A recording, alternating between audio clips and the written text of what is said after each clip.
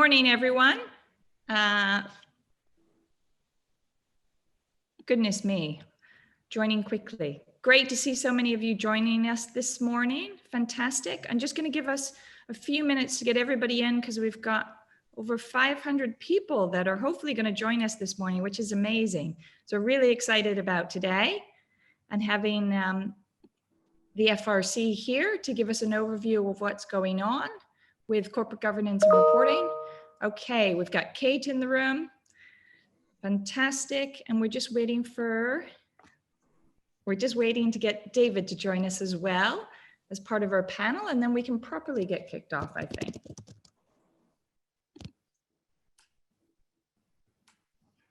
How are we doing in numbers? Okay. All right, great. So why don't I kick off then? As I said, good morning. It's great to see so many people here. Really excited about this event today. Very much been looking forward to it. Big apologies because I really wish that we were doing this in person this year. Hopefully next year we'll be back in person to do a live event with the FRC. And one of the things I wanted to pick up on the very beginning is the FRC is very kindly agreed to do some roundtables after this event, if helpful, if we wanted to interrogate some of the discussion points today. Because if those of you that have attended this event before, it's been a great session to get an overview of everything that's been happening at the FRC and what we need to look out for. But more importantly, we really value bringing people together and discussing some of the challenges and sharing some of the challenges. So if there are challenges that we want to pick up on, I'd really like to get people to put their Q&As in so we can address them. And if there are specific things that you would like to come together with a group of peers, somebody from the FRC and some other representatives that might be relevant, we would love to organize them. So please drop those into the Q&As or the chat box for me as well. I think we're probably about ready to start. So what I will do, just to set it up, is for those of you that don't know us, I'm Sally Pilot. I am the Director of Insights and Engagement at Black Sun. For those of you that don't know Black Sun, we're a stakeholder communications company, and we really work with our clients, big and small, but often complex organizations, to really help them communicate authentically about how they're delivering value to their wider stakeholders. We're very focused on reporting. Our origins are in reporting, but what we found over time is that reporting is a really good lever to stimulate a discussion and to drive change internally. So that's really our focus, and how can we use the reporting process as an opportunity to get these things on the agenda. What I always say about the situation that we're in right now is that COVID, I think, has been the silver lining of it all, is a lot of these issues are on the agenda, which is fabulous. So with me today, I have got, from the FRC, I've got, kindly joining us today, I've got Mark Babington, who's the Executive Director of Regulatory Standards at the FRC, who's going to start and give us a bit of a keynote. And then the way that we're going to run it after Mark sets up a great overview for us is we're going to have a panel discussion with other members of the FRC. A lot of you have kindly sent in questions, which I will put to the FRC. And if there are any more, put them in the chat box, please. And along with Mark, I've got his colleagues, Kate O'Neill and Josephine Jackson, and they'll have a minute to introduce themselves when they kick off. And then hopefully we'll have David Stiles. We're still trying to get him online. But so without further ado, I'll pass it over to Mark to give us an overview. Thank you, Mark. Okay, thank you, Sally. I hope you can all hear me. And, thank you again for the opportunity to join this event today. It's an incredibly busy time. There is an enormous amount going on. So I'm going to try and give you a bit of a sort of top level overview in terms of direction of travel of the FRC's strategy, the work we're doing to support our transformation into ARGA, and the sort of key messages that are coming out of our stakeholder engagement. I want to focus on some of the challenges and opportunities from reforming the sort of whole a whole ecosystem of governance, of reporting and of audit. And I think it's important to sort of set it in that context because, you know, I keep sort of referring to the fact that companies that are well governed are likely to produce higher quality reporting. That's likely to lend itself to better focused assurance. So can I just start by saying, well, what are our core objectives? So we have 4 core objectives. Firstly, setting high standards in corporate governance and stewardship, corporate reporting, audit and actuarial work, and we supervise the effectiveness of the application of those standards. We promote improvements in innovation in those areas by pointing to good practice. So, for example, the work of our financial reporting lab or our thematic reports. We're also focused on transforming the FRC into a fit-for-purpose, independent and strong regulator that's able to act in the public interest. And I think the final sort of strand is also that we have a role in promoting a more resilient audit market. And that is, of course, what lies at the heart of the government's consultation. The consultation, of course, has now closed, but I want to try and tie together what it means for those running companies, how they report, how audit works, and how that information is then consumed. And I think picking up on what you said, Sally, the reference to the pandemic. The pandemic, in a way, although it has been hugely disruptive and has caused great uncertainty, has brought real clarity and focus and purpose. So what are we doing? We're supporting the provision of high quality information which supports decision making, decisions on how to invest, where to invest, what you want to do. And we're doing that in a coordinated way, and we're working with other parts of government and other regulators to drive consistent and comparable reporting in a way that is meaningful to those who rely on that, on that information. So in a sense, the government's reform proposals really are about increasing transparency through some of the new reports that have been mentioned in the consultation, like the resilience statement or having a statement on the legality of dividends. Increased assurance by having a greater focus on internal control and the way in which companies are run. And also perhaps extending the assurance that's provided over information in an annual report. And then I think also the importance of increased accountability for particular directors. So that might be, for instance, an enhanced focus on the role of the audit committee chair and what they're doing and how they're seeking to deliver it. So some of the questions that come out of the consultation on audit and corporate governance reform, in a sense, one of the challenges for us as a regulator is how we balance the extent to which we use hard power, law and regulation, in order to drive behaviour in the marketplace. And balancing that over highlighting best practice and encouraging improvement and innovation so that companies that want to behave in a particular way can be supported to deliver that. And then those that choose not to, you know, exposed to a harder regulatory environment. So some of the questions that come out of the consultation, what powers should ARGA have over what directors do or don't do? There was a proposal to include minimum standards, particularly in the area of audit committee work and tendering.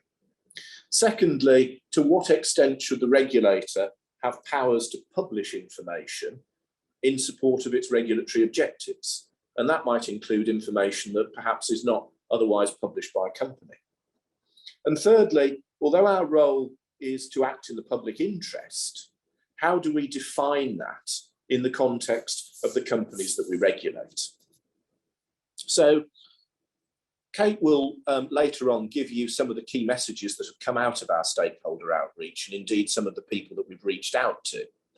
But I think some of the important priorities are realising that the new regulator needs to have a level playing field.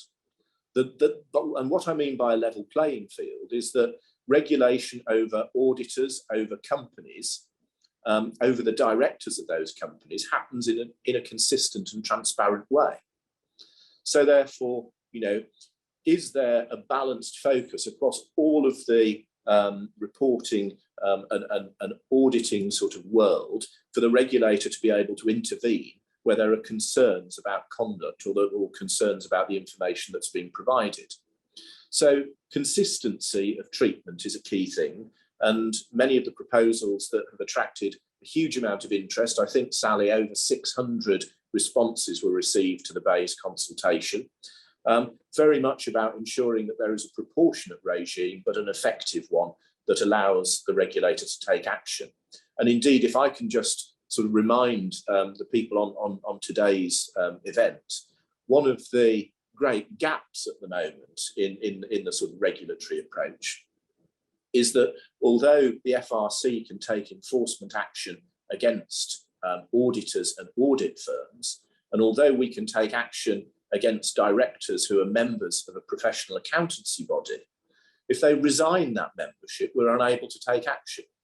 And so therefore that leaves a big gap in the sort of regulatory toolkit. We're also going to be looking at how we deliver greater market resilience through competition. I think there is broad agreement that the resilience of the market would be enhanced by encouraging a greater number of players to be able to minimise the risk of what happens if there are further audit failures. So there are proposals in the consultation about how to improve market resilience, bring in more players, and help them grow to be able to take on larger and more complex audit in a way that doesn't undermine the quality of that audit that's being delivered. Some of the other things that we're wrestling with at the moment as well is we're in an incredibly active period for thinking about other reporting requirements. So in the run-up to COP26, there is a real focus on enhanced reporting of the impact of climate on a business. But that's also linking in to the wider reporting of ESG more generally. And Josephine, who's joined the call, is going to explain some of the work that we're doing in that space later on. But that's driving a significant growth in reporting demands. The FCA has already put in requirements to report on TCFD. We expect that the government will lay regulations next month that will put that requirement on a wider pool of companies. We're also seeing the green taxonomy being talked about. In November, we expect to see reform proposals put forward by the European Commission. And although we're no longer part of Europe, it will, of course, drive international practice. And there will be a roadmap towards COP26 and beyond. What's all of this doing? It's dramatically expanding the amount of non-financial reporting that, that companies are required to do. And one of my main concerns, and one of the concerns that my colleagues at the FRC are working very closely on, is how do we make sure we don't just suffer information overload? You know, we've got a strategic report. It needs to be strategic. It can't just be a repository of ever more information. So whilst it's right that users see more and better understand the impact of a business on the environment, that information needs to be presented in an accessible way and one that will properly support decision making. And Josephine will talk about some of the particular challenges of that in terms of information governance and information maturity. So we're looking at how we support the government's objective that the UK should be a great place to do business in a proportionate and effective regulatory regime. But we also want to ensure that we can demonstrate that the UK can be a world leader in terms of climate reporting and in terms of the governance that sits around that. And either David, if he manages to join us on the call, or I will talk about how that feeds through into the work that we do in corporate governance and stewardship. And you'll have seen recently that we announced the first tranche of signatories to our new stewardship code. So I just want to touch now really on three broad areas: information and reporting. As I said, we're still driven by the same objective that we had through the pandemic: high quality information to support decision making. But what we're seeing, and indeed many of the recommendations that were made in the 3 independent reports, dramatically expand the scope of non-financial reporting and perhaps make non-financial reporting almost as important as financial reporting, to be able to tell a clearer story about a company's prospects and also to tell a clearer story about the way in which that company works, its purpose, how it serves the needs of its stakeholders, and how it is held accountable for the impact of that business on stakeholders on the globe, on all of us. So dealing with the new non-financial reporting challenge will take up a significant amount of work. We're also aware of the need to bring this together into a cohesive framework, something that Josephine will talk about, but you'll have seen that we have recently said quite a lot about the need for this information to be brigaded together in a consistent framework that will drive high quality reporting. And that's something that we're already taking steps towards, although we do acknowledge that in doing so, we need to fit that into the international context, because we're talking about global reporting by global companies as well as UK reporting by UK companies. And of course, you know, the benefits of convergence in reporting and audit to the UK have been very significant over the years. But it's understanding what that means for reporters, auditors and consumers of information, and what tools we have to be able to drive market behaviour. It's also important to understand, you know, the policy implications and the supervision implications for us. Second area, governance and stewardship. So as I said, we've set a new stewardship code, a higher bar to drive better stewardship outcomes and better reporting of stewardship outcomes. And indeed, I found myself sort of over the last couple of weeks going back to the sort of MasterChef analogy. You know, we can't judge it if it's not on the plate. So it's really important that not only are we driving good stewardship outcomes, but investors are actually clearly communicating how those outcomes are being delivered and the evidence that sits behind them. So we want to drive better market behaviour. And although I say the focus initially is more on the information that's provided, the importance of governance is ever growing. And I think one of the things that we want to talk or tease out in the discussion that we have after is the greater alignment between governance and stewardship in driving behaviour in the marketplace. And I think the final thing I should touch on, because of course we are the competent authority for audit, is what audit regulation means. So what you'll have seen is that actually we've already done quite a lot ourselves to be able to take forward the recommendations of the 3 independent reviews. Our supervision colleagues have already worked with audit firms to bring in a route to operational separation to ensure that there is a focus in audit firms on the delivery of high quality audit work, not distracted by commercial considerations. We've recently launched a consultation on a revised audit firm governance code, and we've reported on quality and improvement.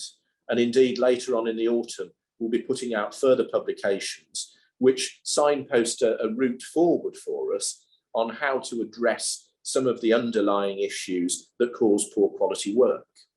We held earlier this year a culture conference, how to drive better behaviour and how to get higher quality work.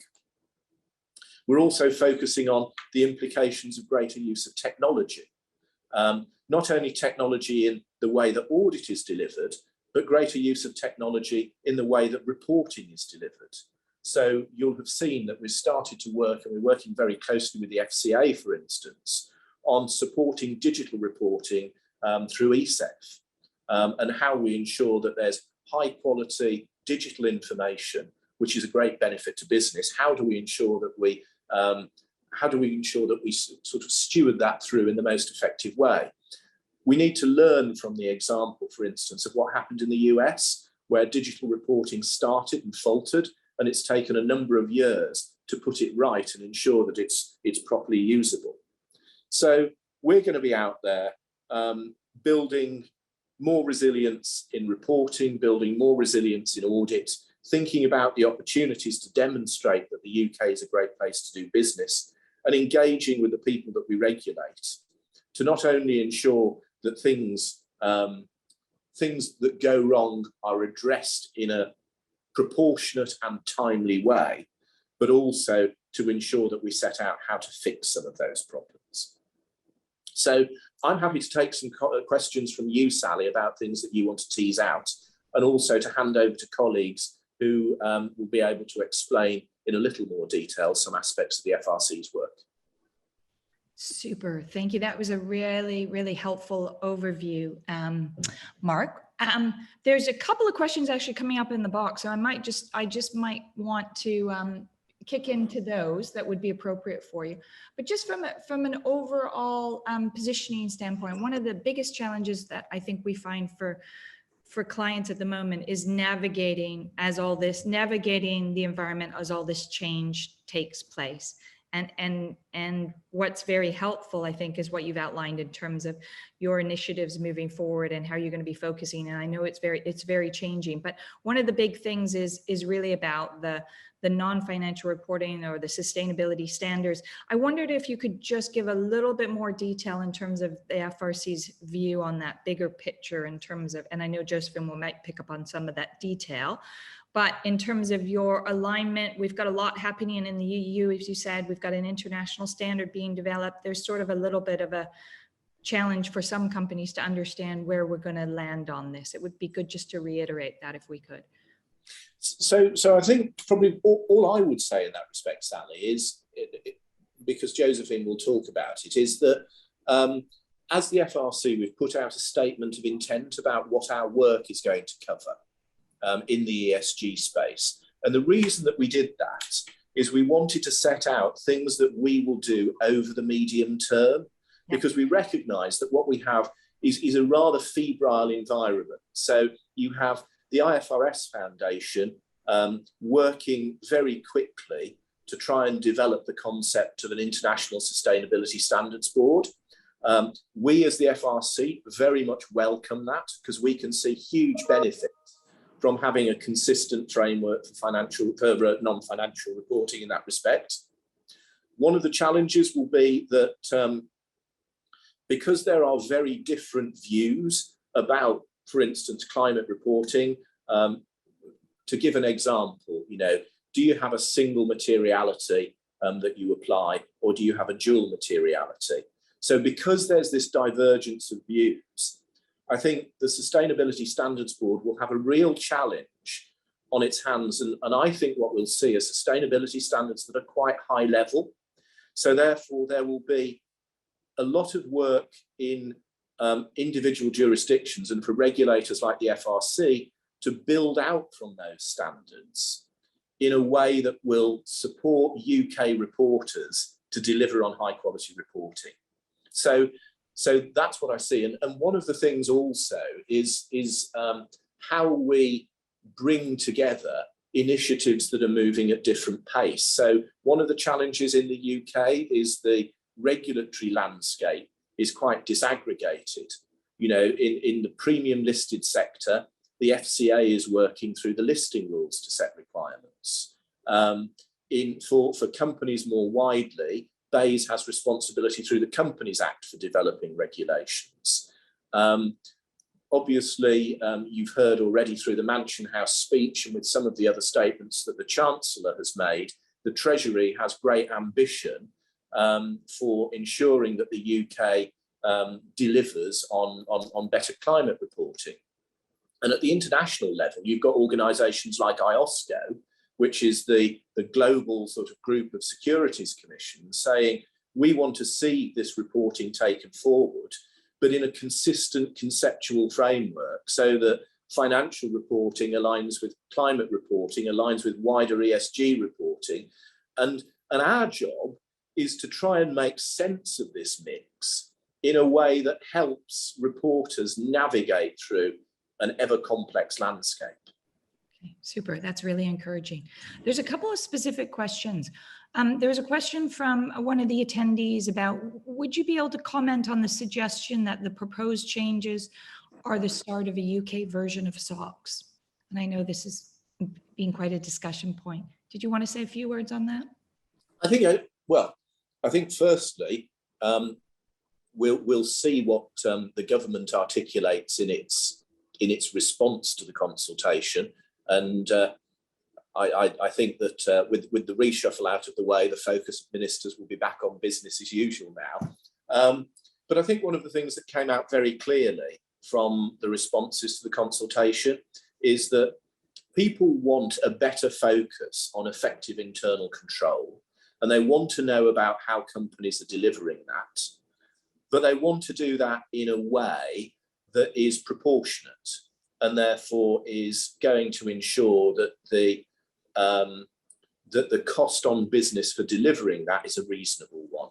And I think that is the challenge, that is the prize, I think, that we have at the moment. So I think, Kate, did you actually want to pick up on that? Yeah, sorry, I'm not sure if I have a raise my hand function here, Sally. So if I'm waving madly, it's not just because I'm crazy. I was just going to build on something Mark said, and maybe I'll expand on this when I talk about the outreach. But I think Mark's right. I mean, I think if we want to call it some of the fears about a UK SOX light, call it what you will, was, as Mark says, it's a proportionate response. And if you're doing your jobs properly, if I can put it that way, you probably don't have much to fear. But through the consultation period, we heard many times people were saying, get what you're talking about, the audit function and audit chairs and all that. But where are the directors in all this? Where are the investors in all this? And then we have to do an education piece about how we're not the FCA in some areas and kind of piece it together. But, we can't pretend that there's a lot of commentary about when corporate failure happens. Where were the directors? Who signed off on this? Where were they in the part of the control environment? And I think we heard from many different people, and I won't steal my bit later, from people scratching their heads a bit about, well, what do we do to solve that problem? So sorry, that was just to bring to life some of the stuff Mark was saying. Super, that's really helpful. There's a couple of questions, and we have a lot of concern about views on timing of the government's response and publication of the draft legislation. Do you guys have any insight or any on when that might be? Well, we just know that there is an awful lot of work in doing that. And of course, it's not only government, but also Parliament has a process for government to be able to allocate legislative slots and take those through. One of the things that we set out in our plan and budget last year is that our assumption has been that ARGA will commence in April 2023. And one of the things that Kate, Josephine, David and I spend a lot of time doing is almost counting back and working out how we shoehorn the enormous amount of work that has to be delivered in advance of that, and to ensure that we can engage with our stakeholders over what needs to be done, and have that in place. And I think one of the things that you'll see coming out of that, Sally, is that whilst there will be, I would have thought, a number of things that start on that, 1 April 2023, I think there will also be some sequencing where some things roll out in a slightly longer timetable. But, from our perspective, everything that we do will go through our usual due process of public consultation and engagement with our stakeholders. And we'll certainly be very interested to get views. Okay, super. All right. Well, look, that's been really helpful, and with lots of questions coming in. And I'm quite keen to move to Josephine, because I know she really wants to pick up on the FRC's climate group. And I know for our clients, this is one of the biggest issues on everybody's agenda, is how are we dealing with this moving forward? So I'm going to pass it on to Josephine to just maybe give us an overview before we start the panel on that. Yeah, thank you, Sally. I really appreciate it. So I'm Josephine. I'm the director in the Audit and Assurance Policy team at the FRC. I'm also a board member on the International Audit and Assurance Standards Board. which actually sets audit and assurance standards for around about 130 jurisdictions now, so very much globally reaching, far-reaching anyway. But I'm also chair of the FRC's ESG and Climate Group, and this was set up to bring together a group of individuals across our departments in the FRC, so that we could work together in coordinating our ESG and climate reporting activities. And that means that we can actually then collectively contribute to the wider ESG climate discussion through thought leadership, influence, and coordinated policy decisions under, of course, the umbrella that our objective as an organisation is to protect and obviously promote the interests of our investors. So after setting up the climate group, we actually published a statement of intent, which Mark mentioned. But if you like, that's the road ahead for the FRC. And it sets out what we and our stakeholders believe are the current challenges in effective ESG reporting, much of which extend to climate reporting as well. So I do tend to use the terms interchangeably, so bear with me, but I recognise the challenges can be different, and there is more maturity in some areas than other. But this statement also discusses how those challenges might be addressed more generally, and of course the FRC's role, some of which that Mark has already touched on. Now, he did touch on that, but that those participants might not be familiar with our statement of intent. So for those that aren't, I do encourage them to read a document, but I do want to give a bit of a flavour of what's in there, because it does recognise, as Mark says, that there is an ever increasing amount of regulatory change. And as these changes are implemented, there are going to be a range of challenges. And so they begin with, as Mark says, the actual production of information. So generally, you know, financial reporting internal control systems are really more mature than those supporting the ESG and climate reporting. And we recognise that. Now, that's not saying all organisations are in that situation, but, you know, globally, what we're hearing is that's the case. So as a result, some companies with less mature systems actually face some real challenges in how they actually get the information they need, measure, then manage that information. And then it then follows that board members, so that governance level, find it challenging to use the ESG information that they do have in their decision making. So we believe there are a number of things that we can do in this area, working with other regulators, but one is to work with other stakeholders as well to ensure that the requirements for data and information and its digitization in particular are based on those sound internal frameworks and methodologies. And Mark obviously said we're already working with the FCA a little bit on that.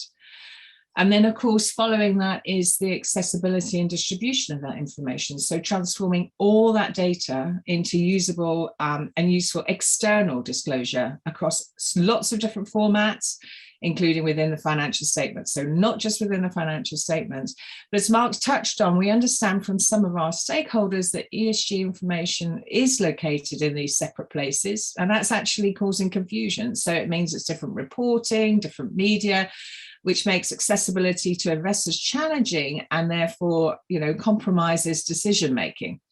So we do want to work with investors and preparers to ensure that there is an appropriate framework for information to be made publicly available. And of course, on a more consistent basis, and also encourage the electronic distribution of ESG data, as I mentioned already, and a digital tagging system. Again, Mark had mentioned too. But of course, companies and their investors want the reported information to be robust and reliable. So there's a role not only for preparers, but also auditors and assurance providers. And as reporting is evolving, auditors are increasingly being asked to provide assurance on ESG and climate reporting. And this is not just domestically, but also globally. And whilst this is primarily voluntary, there is an increasing focus on this becoming mandated by law or regulation. So what does that assurance mean? What's the right level of assurance? And, you know, with increasing expectation of more and better reporting on ESG, there is a need to supervise, which we've already discussed.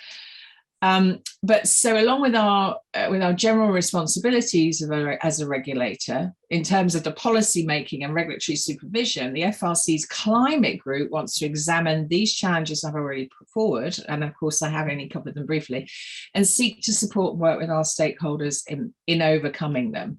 But what's particularly important to us as well is that if ESG reporting is actually going to work, and actually help investors make those right decisions, then it really needs to be aligned and better connected. We are aware that there is a call for much better regulatory coherence, a reduction of necessary overlap. And so we do intend to work and have started working with regulators and government departments in the UK to develop a vision for what ESG reporting can deliver in the longer term and how we can best achieve this. So, but this isn't just a domestic issue. You know, as I mentioned, I'm on a global board, and those participants in global organizations who have global roles on the call today will know that the general presence of different sustainability frameworks and standards across the globe are being criticised as being confusing, delivering different or inconsistent reporting metrics, which of course brings into question whether information being provided to investors is sufficiently meaningful for them to drive investments into greener projects and activities. So this, of course, has led to increasing calls from stakeholders, including international regulators, to harmonise the various frameworks and standards. And whilst we recognise there are domestic challenges, we do support, as Mark said, the movement towards global sustainability reporting standards, and have done and continue to offer our assistance to the International Sustainability Standards Board as it continues to develop its standard setting activity. You know, the UK, with my international audit hat on, has really benefited from the convergence of global accounting and auditing standards. And we genuinely believe that the same benefits do need to be secured in ESG reporting. And of course, we also continue to influence the development of IFRS, of course, where we think there are specific issues relating to ESG and where we think the IASB could do more in supporting preparers. As I mentioned a couple of times, I am a member of the International Audit and Assurance Board, and ESG and climate reporting and non-financial reporting matters more generally have really bubbled to the surface in terms of the board's consideration and the development of its work plan and making priority decisions. And whilst the climate group has brought together specific areas of expertise to coordinate our activities on the road ahead, there's a lot that has already been delivered by the FRC in this area, and that's really important and will be really helpful to prepare us in the upcoming reporting season. So Mark's already mentioned a few, but you know, you've got the practical guidance on TCFD. I'm looking at some of the questions. Practical guidance on TCFD implementation issued in 2019. Yep. And then, of course, the climate thematic in 2020, and just this month, the streamlined energy and carbon reporting thematic that was just issued. So those articles and documents give lots and lots of information on some, and lots of practical advice on what organisations need to think about when preparing their information in this reporting season. I want to carry on talking about this, but I will try and stop. But what I'm really interested in hearing about from participants today, in fact, is whether the challenges I've already mentioned ring true to them, albeit I was very brief, and also what other challenges or more specific challenges they're facing with reporting and how they think the FRC might help with these challenges. It would be also helpful to understand if they engage with their auditors or assurance providers on these issues. As Mark mentioned, we will be doing some roundtables going forward, but you know, anything that we can get from participants today on this would be really, really useful in helping us map our work in the future. So yes, as I say, I've talked quite a bit now, so I'm going to hand back to Sally rather than take up the whole time today. Thank you, Sally. No, that's fine. I have actually a quick question, and there are loads of questions coming up, so we'll have to run through them. But one of the things you asked about is the challenges, and I know that the challenge from a lot of corporates' perspective is trying to create, you know, how do you recommend creating coherence with so many reporting requirements, but also maximizing the impact of your reporting across diverse stakeholder groups, so beyond investors where there's greater demand. I don't know if you're going to dive into that at all, but it would be great because that's one of the big challenges. Mark talked about information overload, it's accessibility information, but it's about getting the right information to the right people. So could you give a few words on that? I can talk about certainly what we're doing in terms of already starting to work with other regulators. So we have a cross-regulatory group with the FCA and PRA and other regulators that are involved or have required certain reporting.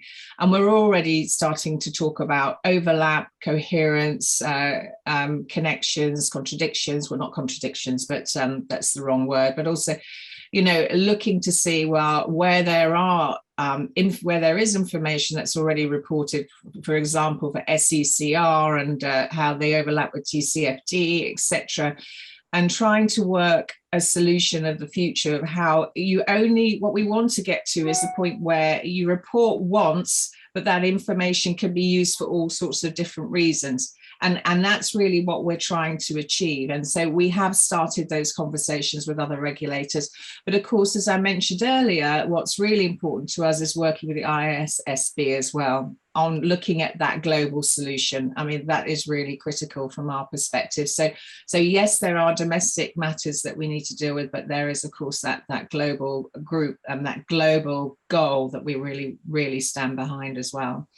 Super. Okay, that's really helpful. Just picking up on a couple of things from the questions, and we did a pre-event survey, and some of the most significant barriers to embedding ESG considerations into the way that companies' business models and strategies was the standards and frameworks, which we've talked about.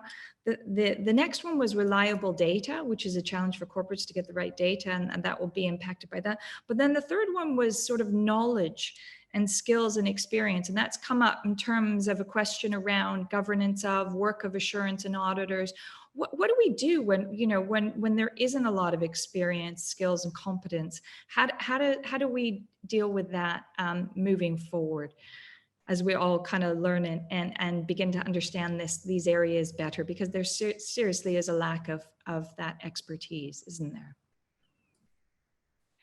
So in terms of I'll pick up on the audit side, because the International Audit Standards Board have talked about this as well. You know, the skills and experience of people in this area is really critically important, particularly when you're delivering assurance on, you know, information that preparers have already measured and evaluated.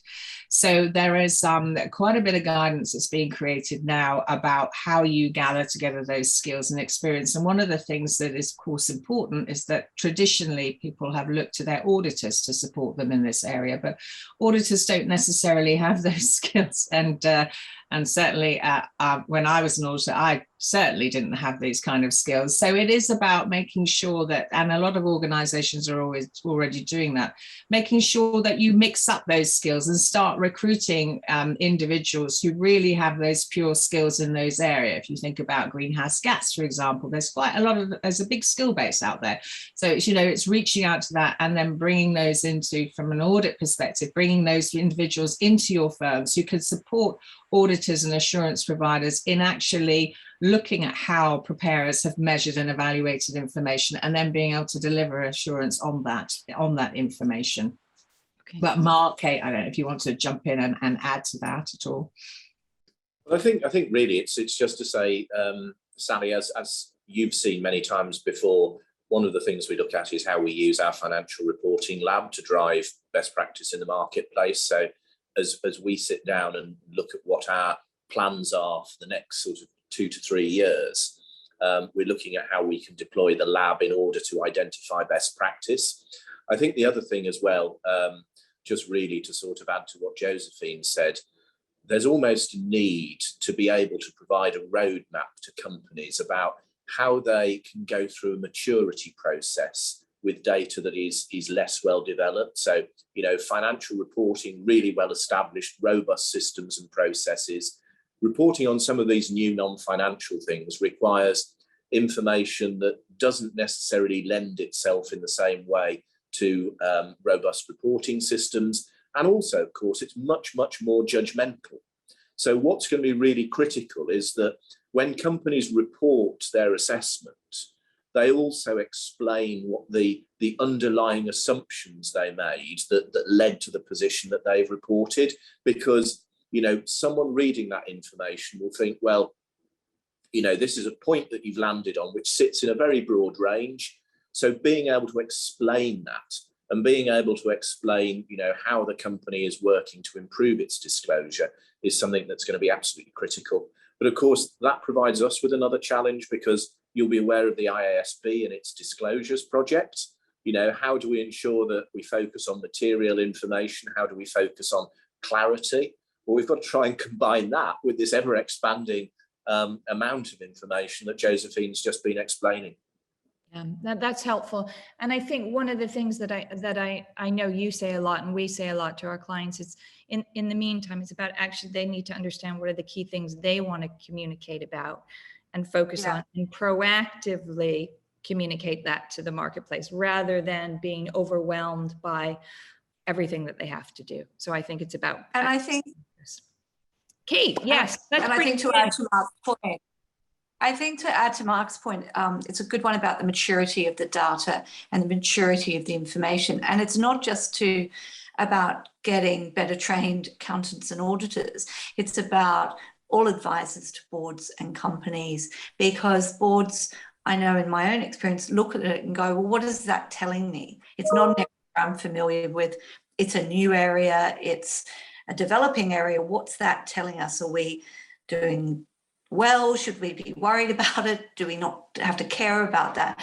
And I know investors, there's a million different data points. There's a million different indices.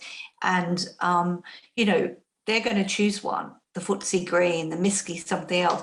And, I think they've got to communicate to their investee companies the ones that they're going to be using to measure reporting and performance against. And so I think having that open dialogue with investors to really understand what they're using to judge the information produced by companies for both performance and as a kind of like for like is a really important dialogue to have early with investors as they develop their own data points.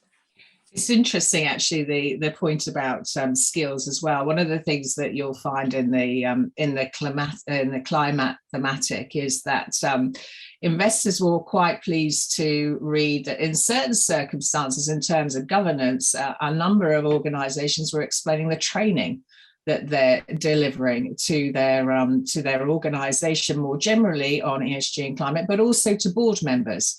And to prepare it so that so they actually are much more able to understand that the data, however limited, to Kate's point, but they're more able to understand the data and the complexity of that a lot better. And actually that's really useful to investors, because it gives investors comfort that the company is actually taking this information and this responsibility very, very seriously. That's helpful. And I see that David's joined, and he's probably going to cover it when he talks about the link between corporate governance and stewardship. But I think as part of the high bar of the stewardship code, actually getting investors to be very clear about, what type of information they're using to make their assessments of companies. But I will not jump into David's area. I will leave him to reveal all when he does his bit. And that's helpful. And I think one of the things we'll do at the end of this, there's an enormous number of resources that the lab has put out lately, and other things from the FRC. So maybe we could compile it all into a one-pager with links for everybody, so because there's a lot of great stuff out there. So Kate, I just turn to you, just give us a little bit of an overview of what you've been up to, some of the engagement you've had and focus areas, and then that would be great. Yeah, well, thank you, Sally, and thanks for the opportunity to participate in today's event. I guess from a stakeholder engagement perspective, people won't be surprised to hear that the consultation program for the BEIS white paper dominated this year's activities. And we were very pleased to do some of the outreach on the consultation document on behalf of BEIS to kind of really access what's a well-developed stakeholder engagement program at the FRC. Just to give some stats, it was 16 weeks. We did 7 podcasts, 7 webinars around 7 work streams. The number was 7, obviously, 26 roundtables.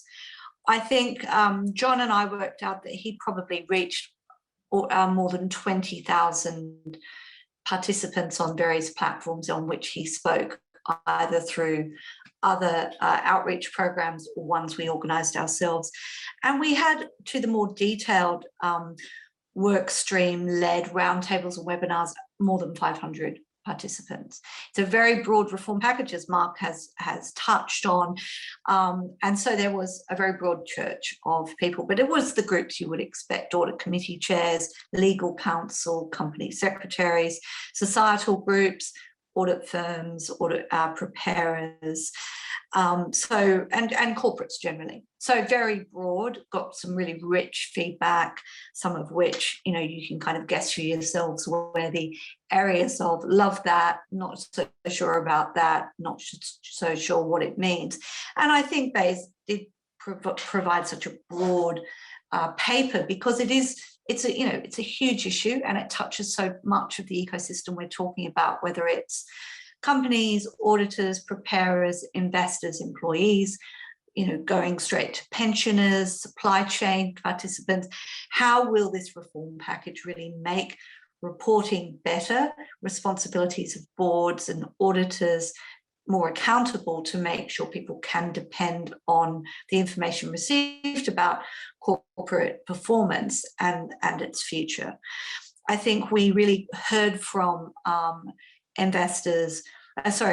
participants in these roundtables, concerns, some of which I've seen on the chat page already. You know, is this burdensome? Is this SOX light?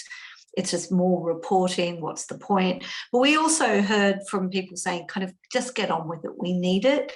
And, you know, don't just flick a switch and make it happen on day one. When it does happen, make it a well thought out, well timed implementation, which we agree with. I think, to my earlier point, we do often get questions about, well, when there is corporate failure, when you do read those big items in the FT about X firm fined, corporate failure, you know, this happened, collapse, people do say, well, where are the company directors? Where are the investors in this whole mess and story? How did they let this happen? What were their views on it? And we don't have the silver bullet. This reform package is not supposed to be a silver bullet about corporate failure. There's lots of reasons for corporate failure. One, if Blockbuster doesn't exist because Netflix was invented. It's not because it was badly run or badly thought out. But I think there is this linkage in the ecosystem that people want to see, that when, you know, corporate failure can be avoided where there's good governance, where there's good challenge, where there's robust discussion around accounting, reporting, and auditing. So that did dominate a lot of the outreach we did, but some of the stuff that Josephine's talked about climate and ESG, they're obviously, I don't want to call them hot topics, they've been around for a while, but I do think people have, and we've already talked about this, do feel that there's a tsunami of information and data coming their way. What's relevant? What do I talk about? If I don't talk about that, am I going to get, you know, bashed by my investors, bashed by my regulators? I also think we spent a lot of time, and again, we've touched on this, in talking to other regulators in the ecosystem. Some of our education has to be with our stakeholders or newer stakeholders about what the remit and powers of the FRC are. We're not the FCA, but we work very closely with the FCA and the PRA. We also have spent a lot of time explaining how we have done so many of the recommendations of the Kingman and Bryden reviews under our own steam, but we do need that kind of missing link at the end to really make us into ARCA and give us the powers that we need to have the right oversight and enforcement. We obviously worked with David and his team on many corporate governance outreach, both getting some views, but also putting out some interesting research on things like diversity on boards, and also on the stewardship code, because that's been a massive achievement for David, the team, and the whole of the FRC. And it was great that we had such varied and in-depth discussions with stakeholders about what that would mean for people hoping to become signatories. So I think it's been that busy year. I quoted those numbers at the start to really give a sense of, you know, the type of outreach we did, because it's such an important reform package. And as Marcus said, you know, now we're waiting for the government's response to those 610 responses that we received, which shows the interest out there. And we are a little bit at the mercy of the legislative program. But I think no one could say that we don't feel that we've really engaged and really heard what such a broad church of opinions on what's being proposed and the future of the FRC as it becomes ARCA. So I'll stop there. Happy to, I'll just have a look on questions, see if there's any specifics that we needed to cover that we haven't already talked about. You have a look at that while I could call on David, because I want to bring him in now that after technical difficulties, I think I see him online.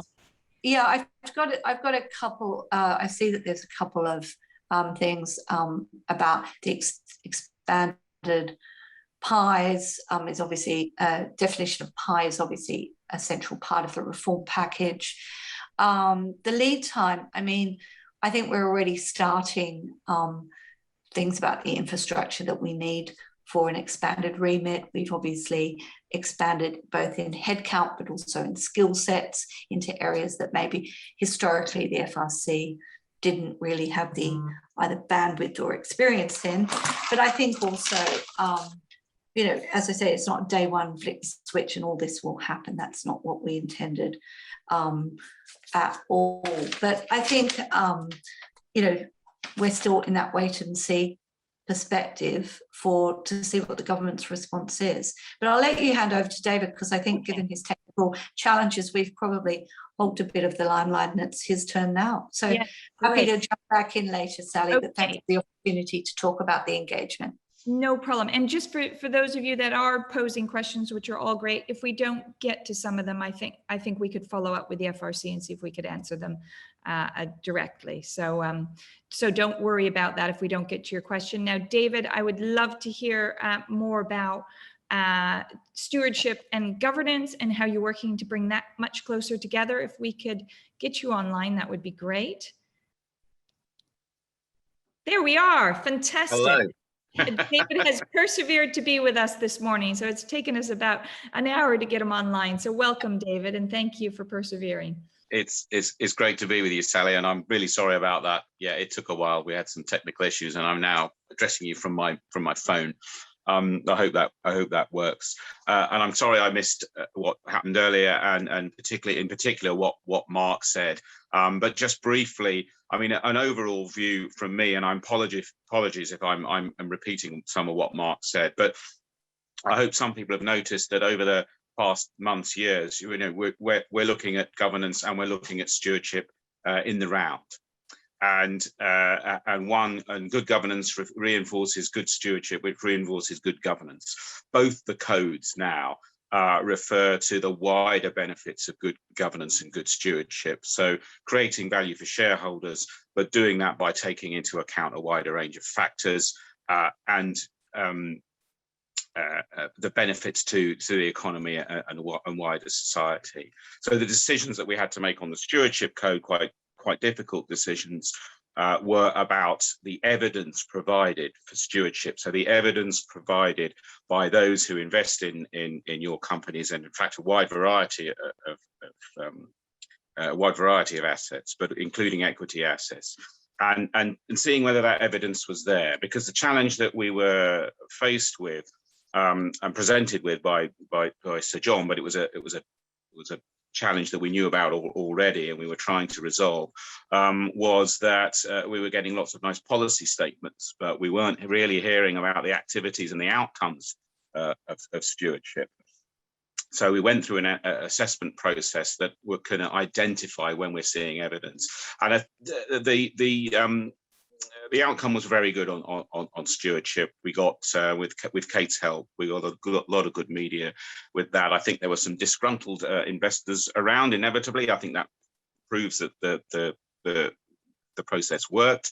There was a little bit of messaging around the fact that we were simply looking at layout and process and format, and perhaps even, dare I say it, box ticking. I don't know whether I've been very good at getting this message across over the years, but the FRC is definitely not in favour of box ticking. So if the evidence for stewardship has to be there, it has to be easy to find. When we find it, it's got to be of good quality, and if it's there, then the investors can be a successful applicant to the stewardship code. and we look to inviting more investors or more applications later by the end of October, and then of course we'll continue the process next year, because from now on we will expect investors to reapply every year to be applicants to the Stewardship Code. We're also giving serious consideration to some form of tiering or grading, so that we can, at the minute we're making a binary decision, but in the future we'll be able to look at who's reporting really excellently.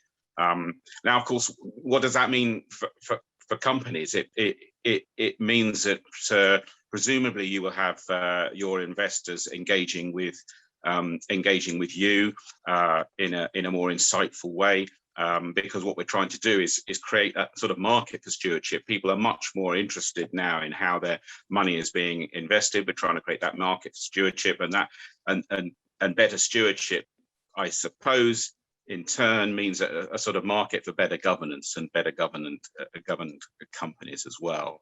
So I just want to reinforce that sort of circular element to what we've been doing. What can you look forward to for the rest of the year from my team? Well, there's 2 or 3 areas really.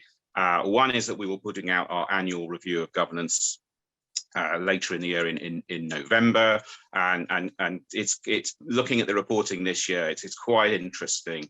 We're seeing a lot better reporting around stakeholder engagement and workforce engagement. That's emerging, and we put out a report earlier in the year about workforce engagement with the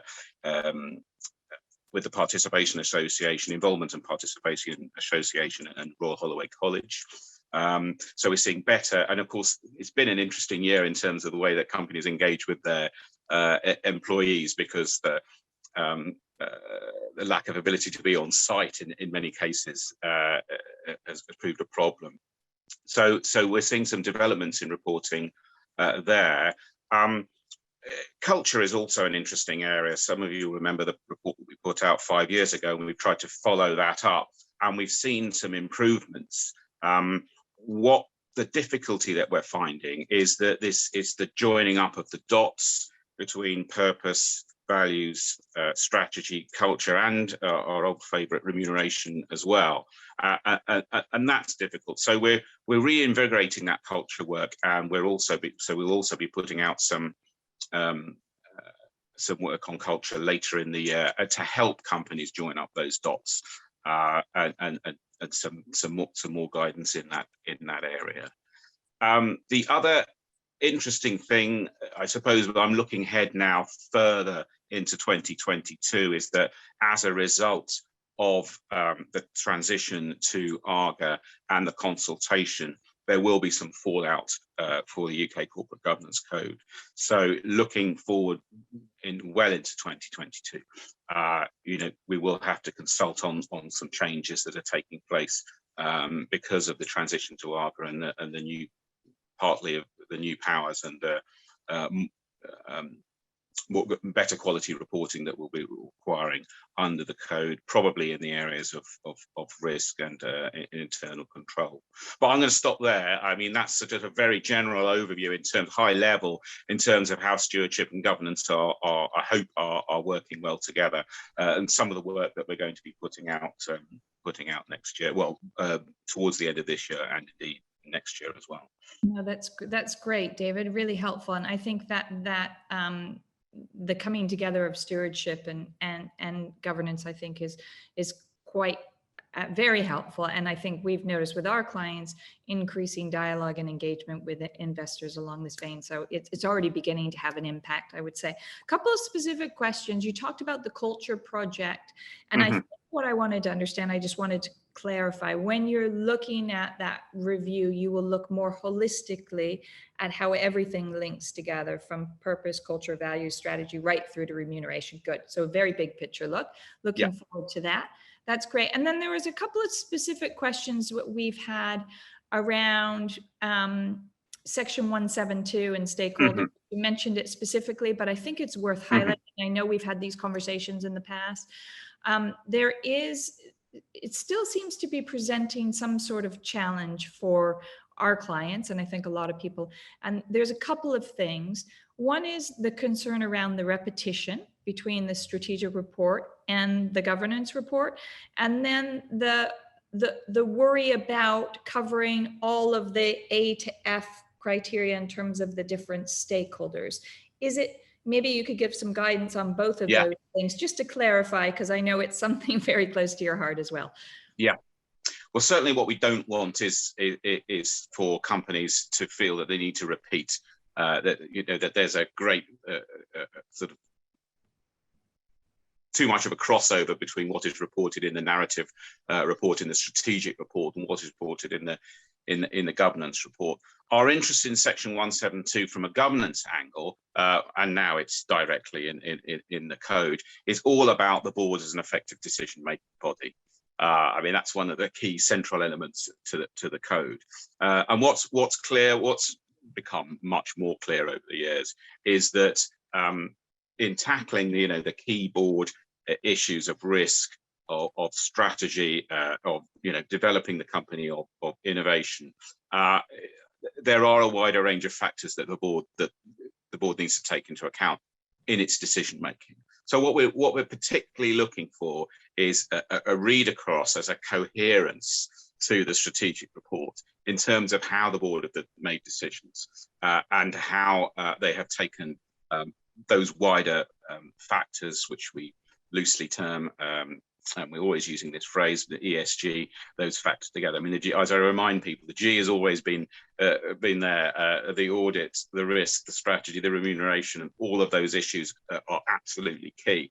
But in making decisions around that, it's the E and the S which you have to be taken into account. So there is an overlap, but we're not asking for repetition. We're asking for a bit of focus around decision making.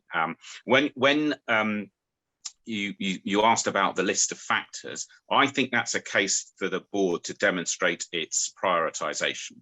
I don't want to, going back to the tick box, I don't want people to feel that they've got the list of A to F and everyone has to be ticked. That is a decision for the board to prioritize, to decide, right, these are the material wider factors that we had to take into account when making these decisions, and these are the most important ones.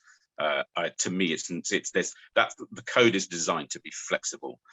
It's apply and it's comply or explain. So please, make a decision on prioritization and report it in that fashion. Okay. That's really helpful, because as I said, that's something that comes up quite a lot from people that we're working with, and I know also the lab also, and again we'll circulate, the lab did some work on this with some top tips and examples around section. That was for the 172 strategic report 172 statement. Yeah. So that would be helpful reference. Great. Okay. So what I wanted to just another kind of specific question, and this is about making information accessible, is what we often hear from investors is this idea that if you're going to report on TCFD or SASB or whatever, you have to make it easy for us to find.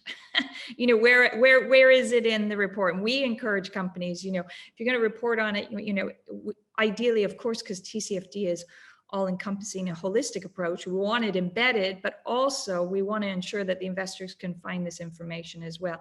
So I wondered if, I don't know who would cover that, but how would you like companies to address that in their reporting as these things become increasingly important for people to see? Josephine, maybe for you?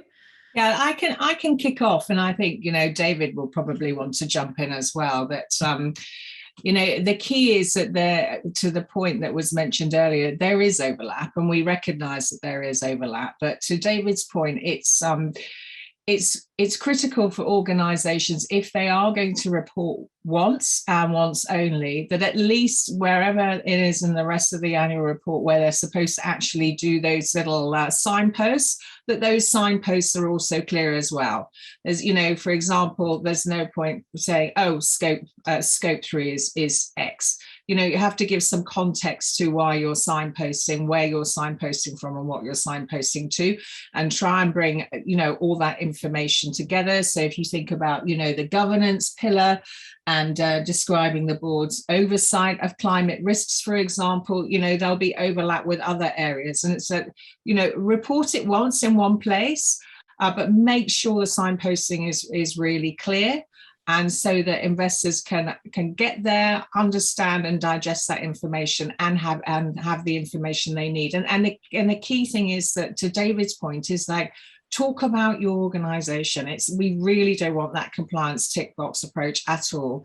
Really make it specific, because that's what the investors need to make their decisions. They can't make that decision on just, boilerplate language. So, but yeah, Mark, David, Kate, jump in. Yeah, I was going to add, Josephine, one of the things that's probably on our ever increasing list of work is that when we know what all of the reporting requirements are, we will commit to revising, for instance, the guidance that we produce on the strategic report. Yeah.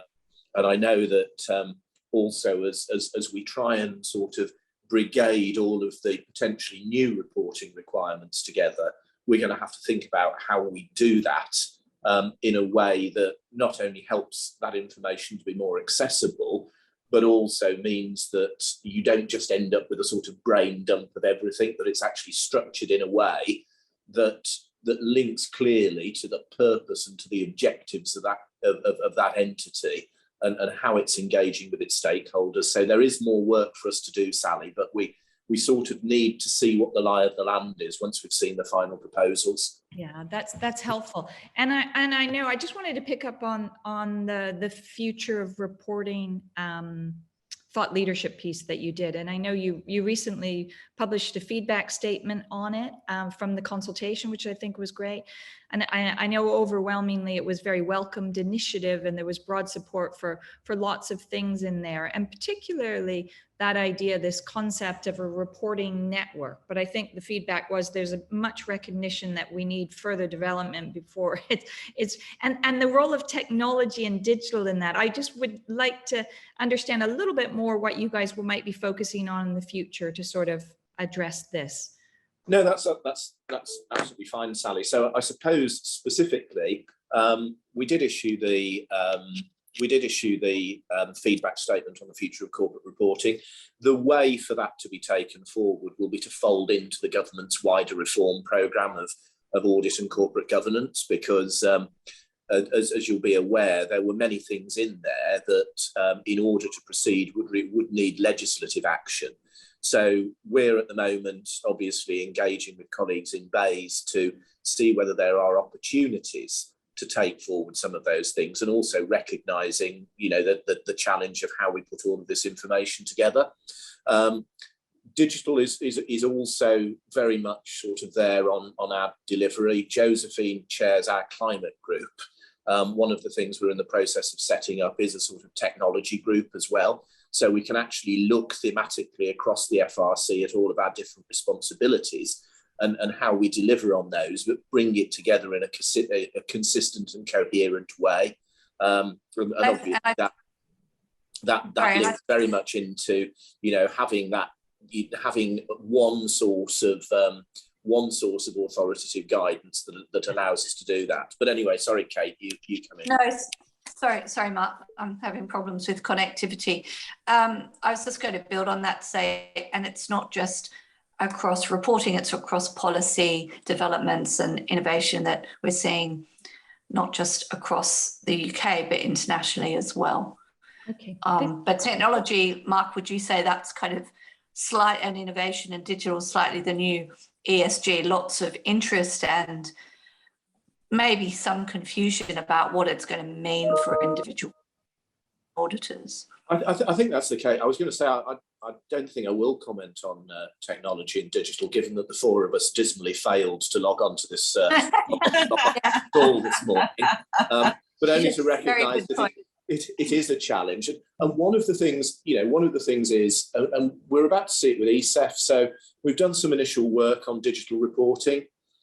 It's pointed to significant quality issues over that digital reporting. We're working at the moment with the FCA to be able to put something out there ahead of the December year-end reporters, because that will be the first significant tranche of ESEF reporters. So we want to be able to ensure that when that comes through, it's not problematic reporting, it's actually high quality and supports, supports those who use it and those who rely on it. But like, as I said to you at the start, Sally, it's an incredibly busy period. And, one of our challenges is, how do we prioritise the sort of steps that we take? And that's why Josephine's sort of leading our climate group, because, I could devote all of the resource I have to looking at climate. Yes. But actually, I've got to focus on the projects that are going to give the greatest leverage, drive the best outcomes in the market, and also allow us to be influencing the debate both in the UK and internationally. Yeah, and I think that's really important. Just climate is a big issue. There's another question, which I think is a good one that again comes up a lot in conversations with corporates. So it's from the FT reported this week on the widespread lapses in climate risk reporting with a disconnect to the financial statement assumptions. Would you have a better a view on how to better link climate reporting with the financial statements? Some guidance around that? Yeah, We've done it. I was going to say, we've done a lot on this. yeah. So I point to two things. Firstly, there was a really helpful publication that Nick Anderson from the IASB did, which was going to great lengths to make clear that if you're complying with IFRS and looking at reporting climate, you are actually saying, this is what we're reporting, here are the underlying assumptions, that is why those assumptions are consistent with what we're reporting. And I think, it's one of the challenges, like a company says, well, we want to be net zero, but users of that information don't just need to know that you want to be net zero. They want to know, are you investing enough to get there? Are you taking the steps that you need to do that? So that's really important, and that's something that we pick up in the work that our corporate reporting review team does. So they have raised concerns with reporters where they feel that that's not done. And I think, Josephine, you've also had similar things with the IAASB, haven't you? Yeah, but I was going to jump in on that. Thanks, Mark. That's a good prompt. So even though it's primarily a preparer community that we have online today, the IAASB actually also developed a staff alert on climate risk and the audit thereon. But of course, it very much gives a number of examples where climate risk needs to be considered by organisations, and then what auditors need to think about when they're looking at that information and prompting on that information, just from a simple perspective of obsolescence of inventory and thinking about combustion engines and moving to batteries. Some organizations just hadn't really thought that through, and even if you're not necessarily in those heavy industries, you might think about, well, perhaps there are issues of a climate tax coming down the track. Perhaps I might even need to think about contingencies in terms of some levies that I may be charged. So even little bits and pieces like that, which are often forgotten. And there are, so from Mark's suggestion to look at the Nick Anderson paper, but also look at the IAASB's staff alert on climate risk as well, because that's got a lot of good examples of what you might see in the financial statements. Okay, so we'll get a hold of those papers and circulate them as well. There's a question here again, I know, which is a big debate that maybe, Mark, this is one for you. Could you comment on any assessments that you've made? I also think on the impact of regulation and its proportionality on the climate for investment in the UK? Yeah, like in a sense, that's very much about, the focus of all of our work at the moment. It's how do we deliver that in a proportionate way? And one of the challenges there is you've got different regulations coming forward from different parts of government. It's how do we bring that forward? But, when I speak to international stakeholders, the UK is recognised as a leader in this field. And I think that, certainly what we hear is that ministers are very ambitious that the UK continues to show that leadership. And indeed, we've been very supportive of that.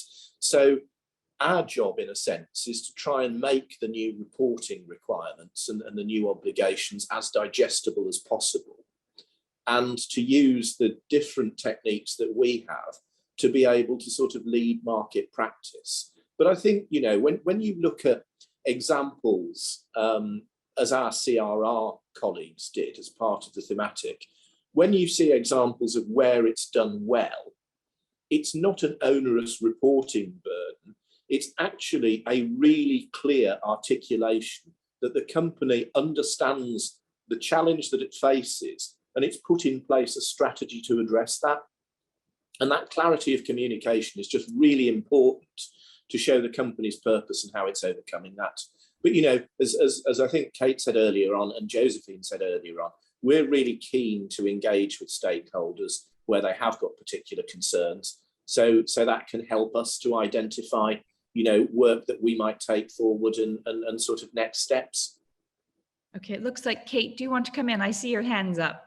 Yeah, I finally worked out how to use it. It's a big day for technology today for us at the FRC. I also think, expanding on Mark's point, I think companies also have to, I mean, there aren't many people going to say, I have no view on climate, I have no view on net zero to their stakeholder base. And for some companies, it's going to, obviously, because of their strategy and their operations, going to have more of a tale to tell. But I think people have to be confident about also identifying what their response is, instead of feeling like, well, I've got to have something to say because everyone's saying something about net zero, everyone's saying something about reducing carbon footprint, etc. So I think there has to be quite a bit of confidence and maturity in the way that companies look at this, rather than panicking that they're not saying as much as the next company, because I think that brings to light in your reporting what your strategic objectives are, what the market you operate in, the type of operations you do. And it's up to you to tell that story and to use proof points that are, you know, believable, rational, and proportionate. Yeah, and I would absolutely agree with that. I think, just from experience, the challenge is for organizations is it's not really anybody's day job often to do this. So we're fitting all this, and as one of the questions here, you know, there's so many companies out there, especially smaller companies, that are really struggling as these reporting requirements and demands grow and grow and grow, to manage it because of the resource internally. So this message that I'm hearing overriding from you is your objective is to really clarify and simplify for people to address more efficiently and effectively, I think, and provide better information.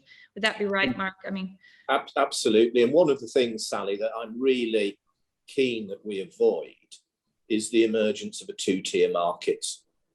You know, one of the things that we're very clear about is we want to make sure that there is genuine scalability in these requirements, that they can be made to work effectively for a smaller and more straightforward organisation and a much larger organisation that has significantly more resource available to it. And we can do that by identifying best practice and making sure that where we're able to, the guidance that we can develop is helpful to people sort of who do that. You know, like David talked earlier about, you know, going through the first round of reporting under the revised Stewardship Code. One of the things that I would really point to is that every applicant received detailed, tailored feedback. And we've done that because we not only want to demonstrate what's best in class, but we want to be able to drive better performance in the market by helping to improve. And you know, we've learned a really good lesson from this first round of Stewardship Code signatories. And I think that is, you know, we can build on the experience of David's team about how we communicate, you know, some of these sort of improvement challenges more widely. That's and really. I was going to add, thanks, Mark. I was just going to add, just from the stewardship angle, and thanks for saying that, Mark. But I was going to add from the stewardship angle, in terms of reporting burden, I mean, most asset managers will produce some form of sustainability report anyway.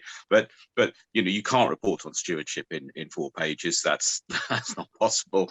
But you can report on it 120 and still not be a successful applicant to the Stewardship Code if you haven't examine that report and thinking about the information that you need to put across. And you can, I'm reluctant to talk about page length in case it drives certain behaviours. But you can report in 40 or 50 pages, which is the length of a sustainability report, which an asset manager might produce anyway, and we've seen some excellent reporting where it's really coherent and condensed and giving the right information.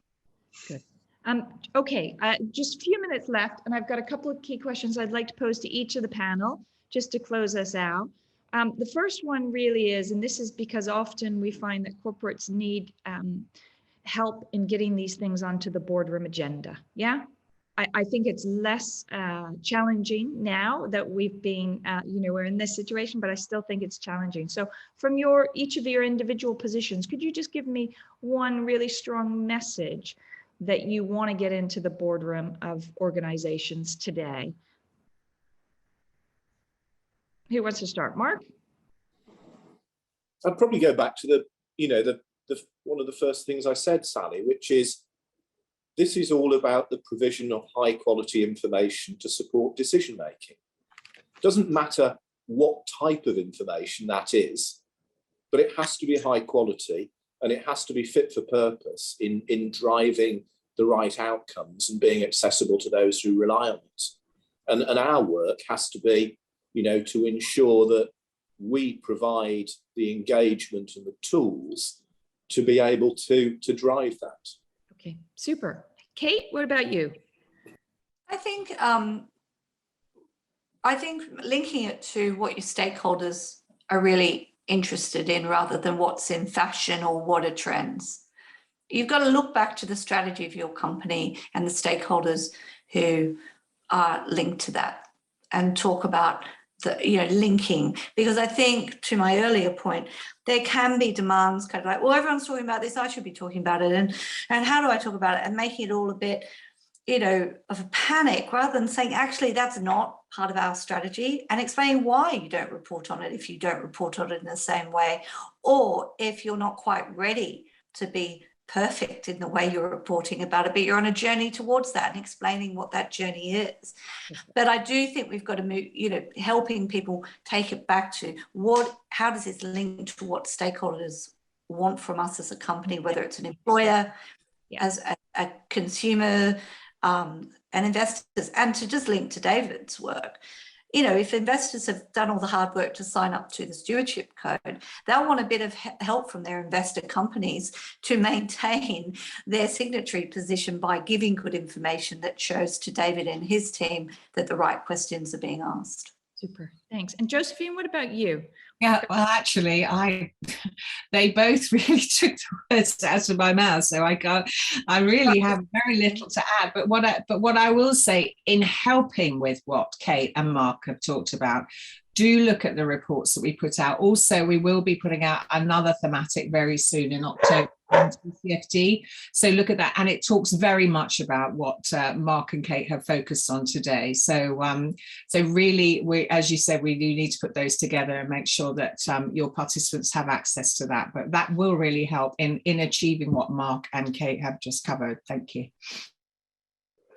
Okay, and Dave. We have a pet situation, you and I, Sally. Got a cat that's meowing and Sally has a dog. The joys of working from home. All I was going to add was we've talked a lot about transparency and getting that right, but was to mention accountability, accountability to shareholders and stakeholders who can really help companies in terms of their strategic development and the future. And it gives me an excuse just to very, very briefly mention the AGM work that we're doing. We'll be putting out a report on AGMs later in the year. It's been a very interesting time with AGMs. The use of hybrid, what is the future of the AGM, how to use them more efficiently and effectively, how to use hybrid AGMs, and whether indeed the law needs changing so that we can both companies and their shareholders and the stakeholders can use AGMs in a better way. So we're going to be doing something about that in the future as well. Super. So lots of great tips in there. Fantastic. I think I should just close right now. And I think what I'm hearing a lot in terms of what you need to be focusing on is information, decision, useful information, make sure it meets the needs of your stakeholders. And I think I would add, don't get overwhelmed from working bottom up. I think we have to look at this big picture holistically from the top to put it on the agenda, to drive strategic thinking around this and focus on what's really important to you as an organization and communicate that well and effectively to your various different stakeholders.